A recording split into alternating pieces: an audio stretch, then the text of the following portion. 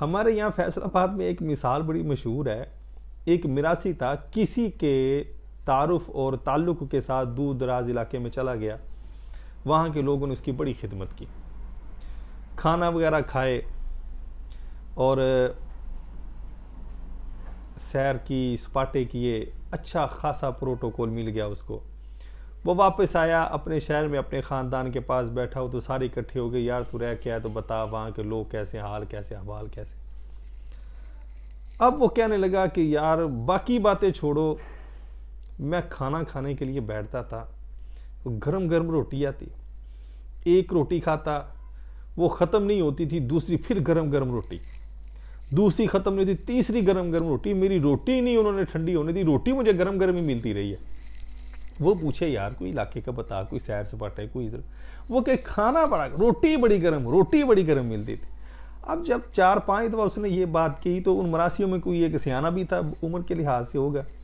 وہ کہنے لگے یار کوئی اور بات نہیں بتاتا، یہی بتاتا ہے کہ روٹی بڑی گرم. اس نے کہا یار بات سنو، اس نے زندگی میں پہلی دفعہ گرم روٹی کھائی ہے تو اس نے گرم روٹی بتانی ہے، اس نے تمہیں اور کیا بتانا، گھر میں تو کبھی اس کو گرم روٹی ملی نہیں ہے، تو اب اس کو نصیب سے مل گئی ہے تو یہ تمہیں گرم روٹی بتائے گا کہ میں نے کھا لی ہے گرم روٹی، گھر میں تو ٹھنڈی ملتی تھی. تو یہ حال اس صداقت فریدی کا ہے کہ روٹیاں کسی کی ہے اور بڑکیں اپنی ہے. وہ بندہ خدا کوئی بھی بات اگر کر لی ہے، ورنہ ہم فیصل آبادی جیسی تو بڑکیں مارتے ایسی بڑکیں ہمیں بڑی مارنی آتی. کوئی بھی بات اگر بات کرنی ہے تو ایسی میں ایسے کر دوں گا، میں نے یہ کر دیا، میں نے وہ کر دیا. تو جو مرضی کر لے، ثابت بھی تو کر لے نا. یہ تو تیرے بڑے پتہ نہیں کتنی صدیوں سے یہ کہتے آ رہے کہ ہم نے یہ کر دیا وہ کر دیا، کتابیں بڑی پڑھی ہیں اس کے ساتھ. یہ بعید حقیقت نہیں ہے. اب سن، جو تو نے یہ کہا کہ کسی کتاب میں ہے رجالیوں کی کہ یہ لکھا ہو کہ اگر قول ہے تو اس کے ساتھ سند یا اس کی تصدیق ضروری ہو. یہ سن، یہ وہ کتاب ہے کہ جو اس وقت دنیا سے مفقود ہے. یہ ساکت فریدی کیا، یہ مقدمہ ابن صلاح ہے فی علوم الحدیث. یہ کتاب اس وقت دنیا سے مفقود ہو چکی ہے کیونکہ اس نے 2-3 ملکوں سے بھی پتہ کروایا. عبارت نہیں ملی، کتاب بھی نہیں ملی کہ جس میں یہ بات موجود ہو، تو لہذا یہ مفقود ہو چکی ہے. اب وہ علماء یا طلباء کے جو اس فن کے ساتھ ذوق و شوق کے ساتھ تعلق رکھنے کی کوشش کرتے ہو تو ان کو یہ کتاب PDF لے کر پھر اس کو کروانا پڑے گا، کیونکہ یہ اب شاید نہ ملے. یہ حال ہے اس شخص کا، اس کو اتنا نہیں پتا کہ کون سی کتاب ہے. یہ پڑھا پورا کوئی نہیں ہے، بس اکٹھا کیا مضمون کسی کا بیان کر دیا. اب سنیے، جرح ہو، کسی نے کسی عادل ثقہ راوی پر جرح ذکر کی ہے لیکن اس جرح کی تفسیر کو ذکر نہیں کیا ہے، اس کے سبب کی تفسیر نہیں کی ہے، تو علماء فرماتے ہیں کہ وہ جرح قابل قبول نہیں ہوگی. اور اس راوی کے ساتھ کہ جس پر یہ جرح کی گئی ہے جو غیر مفسر ہے، اس کا سبب کی تفسیر نہیں ہے، اس راوی کے ساتھ احتجاج بھی کیا جائے گا اور اس کی روایت سے دلیل بھی پکڑی جائے گی. یہ مقدمہ ابن صلاح ہے. یہ یہاں پہ 23واں باب ہے، النوع الثالث والعشرون. اس میں آپ نے وہ بیان کیے ہیں باتیں کہ جس میں روایت کو قبول کیا جائے گا جس صورتوں میں، اور جس صورتوں میں روایت کو رد کر دیا جائے گا. اور پھر قدع، جرح، توثیق اور تعدیل، اس میں انہوں نے کلام کیا ہے. اور اس میں انہوں نے تقریباً اس کی 15 قسمیں بیان کی ہیں. ان قسموں میں سے جو تیسری قسم ہے یہ صفحہ نمبر 60 پر ہے، اور یہ مکتبۃ العصریہ ہے، یہ بیروت کی چھپی ہوئی کتاب ہے. یہ ابن صلاح کی ہے اور یہ مشہور ہے. جو رجال کے فن کے ساتھ تعلق رکھتے ہو ان میں یہ کتاب بڑی مقبول ہے اصول حدیث میں، سمجھنے کے لیے، روایتوں کو، درایت کو سمجھنے کے، جرح و تعدیل کو سمجھنے کے. روایت مقبول ہے، سمجھ لے کہ یہ سیڑھی کا کام دیتی ہے اس بندے کے لیے. اس میں جو تیسری قسم ہے اس میں تعدیل میں بعد میں پڑھتا ہوں، پہلے میں جرح پڑھتا ہوں. فرماتے ہیں کہ وَأَمَّا الْجَرْحُ، یعنی جو جرح بیان کی جاتی ہے کہ وہی جرح جو قتیبہ بن سعید نے جریر بن عبد الحمید پر کی ہے اور جس کو لے کر آج کل یہ بڑا بھڑک رہا ہے، وہی جرح. اور اس کے ساتھ ذکر کیا کہ وہ امیر معاویہ رضی اللہ عنہ کو گالی دیتا تھا اور اعلانیہ گالی دیتا تھا، اور اعلانی کا لفظ اس پر کلام میں نے پچھلی ویڈیو میں کیا ہے، وہ اس کا جواب ہے. سنیے، اس کا جو مانگ ہے نا کہ کوئی ایسی عبارت دکھاؤ، وہ دکھا رہا ہوں. وَأَمَّا الْجَرْحُ فَإِنَّهُ لَا يُقْبَلُ إِلَّا مُفَسَّرًا مُبَيِّنُ السَّبَبِ لِأَنَّ النَّاسَ يَخْتَلِفُونَ فِي مَا يُجَرِّحُ وَمَا لَا يُجَرِّحُ فَيُطْلِقُ أَحَدُهُمُ الْجَرْحُ بِنَاءً عَلَىٰ أَمْرٍ اعتقده جرحا وليس بجرح في نفس الامر فلا بد من بیان سببہ لینظروا فیما ہوا جرح ام لا، اور فرماتے ہیں کہ اور بہرحال جرح فإنہ لا یقبل، وہ قبول نہیں کی جائے گی، مطلق نفی فرما دی. جب آگے الا حرف استثناء ہو تو اس کے بعد جو ما قبل کی نفی ہوتی ہے الا حرف استثناء کے ساتھ اس میں حصر کیا جاتا ہے، اور یہاں پہ حصر ذکر فرما رہے ہیں. پہلے لا یقبل فرما دیا کہ نہیں قبول کی جائے گی، مطلق نفی ہے، الا مگر وہ قبول کی جائیں گی کون سی؟ مفسرا مبین السبب، وہ جرح کہ جو مفسر ہو، تفصیل بیان کرتی ہو اس جرح کی، اور فرماتے کہ مبین السبب، اور جو سبب ہے اس کو کھولتی ہو، یعنی اس کا سبب بھی اس میں بیان ہو اور جرح کی تفصیل بھی اس میں بیان ہو. لأن الناس یختلفون، اس لیے کہ ائمہ محدثین کا اس بارے میں اختلاف ہے. کس بارے میں؟ فی ما یجرح وما لا یجرح، کہ ایسی جرح کہ جس میں اسباب مفسر نہ ہوں کیا وہ جرح قبول ہوگی یا نہیں ہوگی. فرماتے ہیں فَيُطْلِقُ أَحَدُهُمُ الْجَرْحَ بِنَاءً عَلَىٰ أَمْرٍ اعْتَقَدَهُ جَرْحًا وَلَيْسَ بِجَرْحٍ فِي نَفْسِ الْأَمْرِ. فرماتے ہیں ایسا بھی ہو سکتا ہے کہ جس نے وہ جرح بیان کی ہے اس کے نزدیک تو وہ جرح ہو لیکن حقیقت میں وہ جرح نہ ہو. اسی طرح قتیبہ بن سعید نے جرح ذکر کی ہے کہ وہ امیر معاویہ رضی اللہ عنہ کو گالی دیتے تھے، لیکن اعلانیہ لفظ کے ساتھ اور تفرد کے ساتھ اس پر حجت قائم ہو گئی اور اس کی تفصیل اور سبب بیان نہیں ہے اس میں. تو لہٰذا قتیبہ بن سعید ان کے نزدیک تو شاید جرح ہو، لیکن جو دوسرے مفسرین ہیں ان کے نزدیک بھی وہ جرح نہیں ہے، اور نہ ہی وہ نفس الامر میں یا نہ ہی وہ حقیقت میں جرح ہے. یہی وجہ ہے کہ علماء محدثین ان کی جرح کو، اگر امام ابن حجر اسقلانی رحمۃ اللہ ذکر کیا ہے تو وہ ایسے ہی ہے کہ ان کے نزدیک وہ جرح نہیں ہے، اگرچہ قتیبہ بن سعید نے ذکر کی ہے لیکن ان کے نزدیک وہ جرح نہیں ہے. اور یہی بات امام بخاری رحمۃ اللہ تعالی علیہ کے نزدیک ہے، شیخین کے نزدیک ہے کہ ان کے نزدیک وہ جرح ہی نہیں ہے، کیونکہ ایک تو اس میں ابہام ہے، پھر اعلانیہ کا لفظ ہے، پھر اس میں تفرد ہے، پھر اس میں جو سبب ہے اس کی تفسیر بیان نہیں کی گئی ہے جرح کی. تو لہٰذا وہ جرح تو قابل قبول محدثین کے ہاں ہے ہی نہیں. جب محدثین کے ہاں وہ جرح قابل قبول ہی نہیں ہے تو یہ اٹھ گئے 15ویں صدی میں اٹھنے والے صداقت صاحب کے جی وہ جرح ایسے کر دی تیرے حق میں آ رہی، اس لیے تو اس کے پیچھے پڑا ہوا ہے. محدثین کے نزدیک وہ جرح قابل قبول نہیں ہے کیونکہ اس میں ابہام بھی ہے، سبب کی تفسیر بھی نہیں ہے، تفرد بھی ہے، اور تفرد اس کا ثابت بھی ہے کہ قتیبہ بن سعید کا تفرد محدثین کے ہاں مقبول نہیں ہے. تو لہذا کیا فرماتے ہیں؟ فلا بد من بیان سببہ لینظروا فیما ہوا جرح ام لا. فرماتے ہیں تو ضروری ہے اس کے سبب کو بیان کرنا تاکہ یہ دیکھا جائے کہ وہ جرح قبول ہوگی یا نہیں قبول ہوگی. لیں حضرت مصطفیٰ قریشی صاحب، یہ آپ کی بات کا جواب ہے کہ جس کی تفسیر نہ ہو محدثین کے ہاں وہ جرح مقبول نہیں ہے. یہ مقدمہ ابن صلاح صفحہ نمبر 60 پر یہ بات موجود ہے، جو کتاب آپ کو 3-4 ملکوں میں نہیں ملی، ملک پاکستان میں ملتی ہے، پاکستانی چھاپے میں بھی ملتی ہے، بیروتی چھاپے میں بھی ملتی ہے. اگر کبھی کتابیں اکٹھی کی ہوں تو پتہ ہو کہ کتاب کہاں سے ملتی ہے کہاں سے نہیں ملتی ہے. بس کسی کی تحقیق ہے اٹھائی ہے اپنے نام کے ساتھ ترجمہ کر، میں نے 100 کتابیں لکھی. آج کے دور میں کتاب لکھنا مشکل بات ہے. اردو کی کتابیں 20 اکٹھی کریں، اس میں سے 4 حدیثیں نکال دے، 200 صفحے کی کتاب بن جاتی ہے. مکتبہ شاملہ سامنے رکھے 40,000 کتابیں، ایک حدیث نکالے 800 صفحے کی کتاب تیار کر لے. آج کل کتاب لکھنا کیوں مشکل ہے؟ اگر تو خود کو اتنا عالم اور محقق کہتا ہے تو کس فن میں تیری کتاب ہے وہ فن بتا. ترجمے کر دینا، روایت اکٹھی کر دینا، ایک کتاب کو بنا دینا، مجلد صورت میں بنا دینا، جی میں نے بڑا کام کرنا، یہ کوئی مشکل کام نہیں ہے. میں ایسے لوگ جانتا ہوں کہ جن کو دارابا کی گردان آتی ہو لیکن کتابیں انہوں نے لکھی ہوئی ہیں. یہ کوئی مشکل بات نہیں ہے آج کل کتاب لکھنا. ہاں کسی فن میں لکھی ہے تو بتا، جیسے علماء نے فن، جیسے یہ فن کی کتاب ہے مقدمہ ابن صلاح، یہ فن کی کتاب ہے. یہ ہے علامہ باجی رحمۃ اللہ تعالیٰ کے جرح و تعدیل لمن خرج له البخاری فی جامع صحیح، یہ کتاب ہے فن کی. شیخین جو انہوں نے روایات کی ہیں اس میں جریر بن عبد الحمید کا بھی ذکر ہے اور اس میں قتیبہ بن سعید کا بھی ذکر ہے.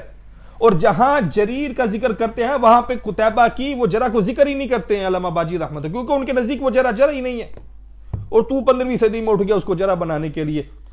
عربی پنجابی میں ہمارے میں مثال ہے، تو من نہ من میں تیری رن، وہ صحابی مان، بس تو مان. یہ کون سی بات ہوئی؟ بات کر بندوں والی، اگر علم ہے تیرے دار علم میدان میں پھرتا ہے تو.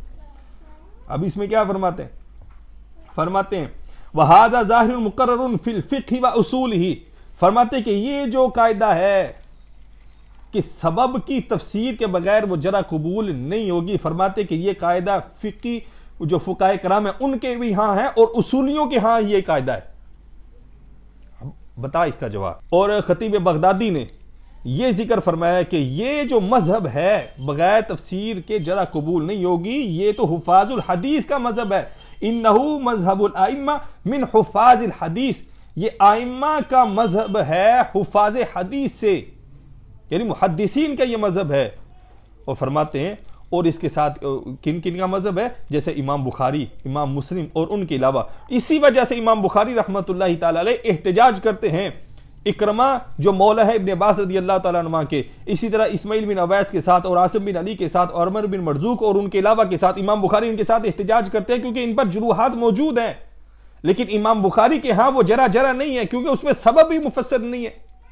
تو امام بخاری اس لیے ان کے ساتھ جرح ہونے کے باوجود بھی ان کے ساتھ احتجاج کرتے ہیں۔ تو جب امام بخاری ان پر جرح ہونے کے باوجود ان کے ساتھ احتجاج کرتے ہیں اور روایات کو ذکر فرماتے ہیں، تو اسی وجہ سے امام بخاری رحمۃ اللہ تعالی علیہ نے وہ قتیبہ بن سعید کی جرح ہونے کے باوجود بھی جریر بن عبد الحمید کی روایات کو ذکر کیا، کیونکہ امام بخاری کے ہاں وہ جرح ہی نہیں، کیونکہ اس میں تفسیر ہی نہیں ہے، لے امام بخاری رحمۃ اللہ تعالی اس کو رد کرتے ہیں، ائمہ محدثین اس کو رد کرتے ہیں، خطیب بغدادی نے اس کو ذکر فرما دیا۔ اور یہ اصول میں بات ہے، یہ تیسرا اصول ہے جرح و تعدیل کا۔ پھر کیا فرماتے ہیں، واحتج، اور اسی طرح امام مسلم نے احتجاج کیا کس کے ساتھ، سوید بن سعید کے ساتھ، کہ جن کے بارے میں تان مشہور ہے، ان کے بارے میں تان مشہور ہے سوید بن سعید کے بارے میں، لیکن انہوں نے پھر بھی احتجاج کیا ان کی روایات کے ساتھ، کیونکہ ان کے ہاں وہ احتجاج مقبول ہی نہیں، وہ جرح ہی مقبول نہیں ہے۔ اور پھر اسی طرح فرماتے ہاکذا، اسی طرح ابو داؤد سجستانی وذالک دال، پھر آگے حکم ذکر فرماتے ہیں ابن صلاح، فرماتے ہیں کہ یہ اس چیز پر دلالت ہے، یعنی شیخین کا اور ان کے سوا کا قبول کرنا، اور اسی طرح امام داؤد کا ان راویوں کے ساتھ احتجاج کرنا، ان کی روایت کو ذکر، اس بات پر دلیل ہے کہ جو علماء محدثین ہیں ان کے نزدیک یہ جرح ہی نہیں ہے، یہ ثابت نہیں ہے جرح، ان الجرح لا یثبت، یہ ثابت نہیں ہے جرح الا اذا فسر سببہ، لیکن جب اس جرح کے سبب کی تفسیر کی جائے گی اس وقت وہ جرح قابل قبول ہوگی، یہ حکم ہے۔ اور یہ کسی ایک محدث کا نہیں، یہ تمام محدثین تقریباً ان کا یہ مذہب ہے اس بات پر کہ وہ جرح کی بیان کی جائے لیکن اس کا سبب، اس کی تفسیر نہ کی جائے تو وہ جرح قابل قبول نہیں ہوتی ہے۔ اور اگر کہے کہ جیسے اس نے یہ سوال کیا تھا کہ سید اعلیٰ حضرت رحمۃ اللہ تعالی علیہ جو کسی راوی کے حال بیان کرتے تو سند کے ساتھ ذکر کرتے ہیں، اور بندہ خدا جب کسی کی عدالت کو، کسی کی ثقاہت کو بیان کیا جائے تو اس وقت سند کی ضرورت نہیں ہوتی ہے، لیکن جب آپ کسی پر جرح کرتے ہیں تو اس جرح کو ثابت کرنے کے لیے اس کی تفسیر، اس کا سبب کو ذکر کرنا ضروری ہوتا ہے، اس وقت آدمیوں کا ذکر کرنا، رجال کا ذکر کرنا ضروری ہو جاتا ہے۔ لیکن جب تعدیل، عدالت ذکر کی جائے گی تو اس وقت سبب کا ذکر کرنا ضروری نہیں ہے۔ یہ الثالثۃ جہاں سے قسم شروع ہوتی ہے وہاں پہ پہلے التعدیل فرماتے ہیں، التعدیل مقبول من غیر ذکر سببہ علی المذہب الصحیح المشہور، فرماتے ہیں کہ التعدیل، جو تعدیل ہے وہ مقبول ہوگی من غیر ذکر سببہ، کہ جس میں سبب ذکر نہ کیا گیا ہو، علی المذہب الصحیح المشہور، جو صحیح اور مشہور مذہب ہے اس کے مطابق۔ تعدیل کے لیے جو سبب ہے اس کی تفسیر ضروری نہیں ہے، لیکن جب جرح کی جائے گی اس وقت سبب بتانا بھی ہوگا اور اس سبب کی تفسیر بھی ضروری ہوگی۔ اگر اس سبب کا سبب نہ ہوگا، سبب کی تفسیر نہ ہوگی، اس کے حالات احوال نہ بیان کیے گئے ہوں گے تو علماء محدثین کے ہاں وہ جرح قابل قبول نہیں ہے۔ ہاں تعدیل، عدالت، ثقہ ہونا وہ ان کے ہاں قابل قبول ہے اگر جو اس میں سبب کو ذکر نہ کیا جائے۔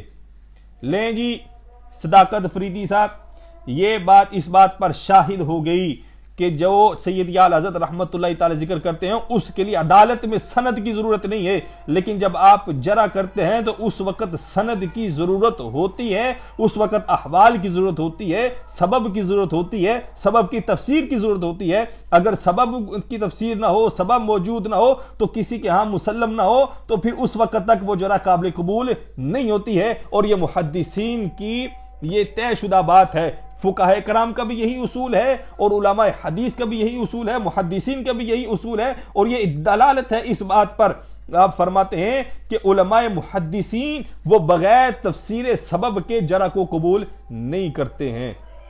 لو جی، یہ آپ کے علمی میدان جس میں سے آپ گزرے تو نہیں ہو گے، شاید ہوا وہ کبھی کھائی ہو، تو یہ وہ میدان ہے جس سے آپ کا دور دور تک کوئی تعلق نہیں ہے۔ صرف ایک بات اٹھائی ہوئی ہے کہ جریر بن عبد الحمید کے بارے قتیبہ بن سعید نے یہ بات کہی ہے۔ بھئی بندہ خدا، قتیبہ بن سعید نے یہ بات کہی ہے تو آگے کو کیا تحقیق تیری ختم ہو گئی؟ آگے تیری تحقیق قتیبہ بن سعید تک کی تھی، آگے تیری کوئی تحقیق نہیں ہے۔ کوئی تحقیق کر لے، پڑھ لے کتابیں، مکتبہ شاملہ میں ہی کھول لے، تجھے تو ویسے بھی پیسوں کی ضرورت ہے نا۔ وہ جب ویڈیو چلتے لکھا جاتا ہے کہ فالو کریں، سبسکرائب کریں، یا جو بھی لکھا ہوتا ہے اکاؤنٹ کا، اور نیچے کومنٹ میں ہوتا ہے کہ زیادہ سے زیادہ سٹار دے تاکہ ہمارے پاس پیسے آئیں اور ہم کتابیں اکٹھی کر سکیں۔ اور تیرے پاس تو ابھی کتابیں ہیں ہی نہیں، تجھے تو پیسے چاہیے کتابیں اکٹھی کرنے کے لیے۔ چینل تو نے بنایا پیسوں کے لیے، تیرے پاس جب کتابیں ہی نہیں ہے تو تحقیق کے میدان میں کہاں سے آ گیا؟ ایک کتاب ہے کہ جس میں لکھا ہوا ہے کہ صحیحین میں جو حکایات ہیں نوافد کی، ان کا ذکر کیا ہوا ہے، وہ تحقیق کسی اور کی ہے، اور اس کا ترجمہ اردو میں کر کے کہہ دیا جی میں نے راوی ڈھونڈ لیے اتنے۔ لا حول ولا قوت الا باللہ العلی العظیم۔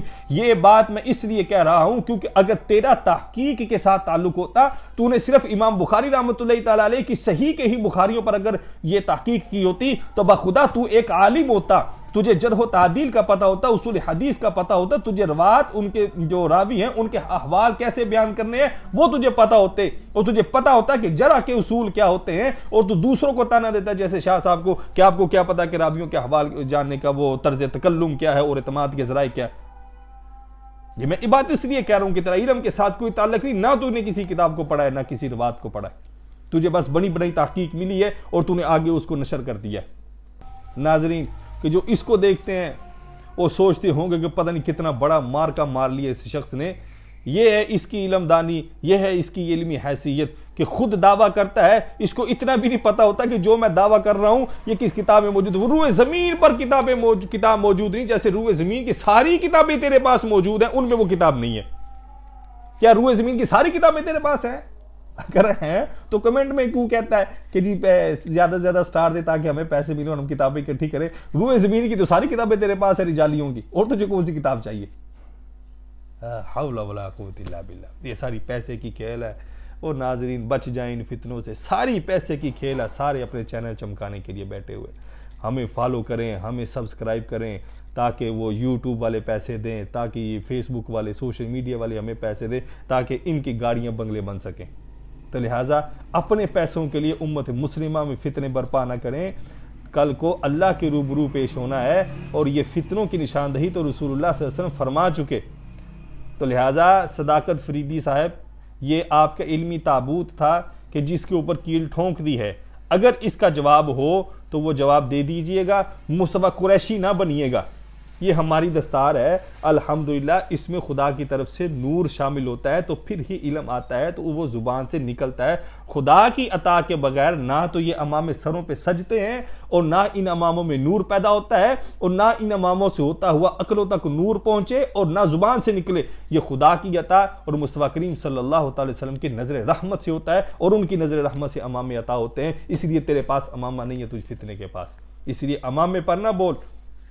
اللہ رب العزت ہمیں ایسے فتنوں سے بچنے کی توفیق عطا فرمائے، ہمارے ایمانوں کی حفاظت فرمائے۔ السلام علیکم ورحمۃ اللہ وبرکاتہ۔